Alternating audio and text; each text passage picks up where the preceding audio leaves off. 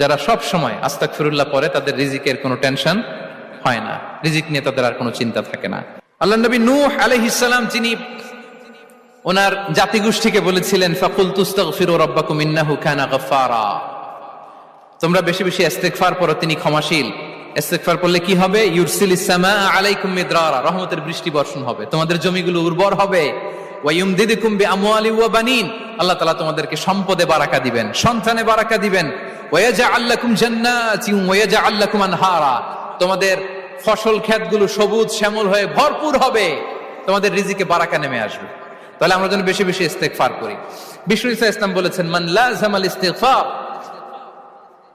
জাআলাল্লাহু লাকুম মিন কুল্লি দিকিন মাখরাজা ওয়া মিন কুল্লি হাম্মিন ফারাজা ওয়া ইয়ারযুকহু মিন হাইসু লা ইয়াহতাসিব, যে সব সময় ইস্তেগফার পরে তার কোনো টেনশন থাকে না, তার জীবনে দুশ্চিন্তা আসে না, আর এমন জায়গা থেকে আল্লাহ রিজিকের বন্দোবস্ত করে যেটা সে কল্পনাও করে নাই।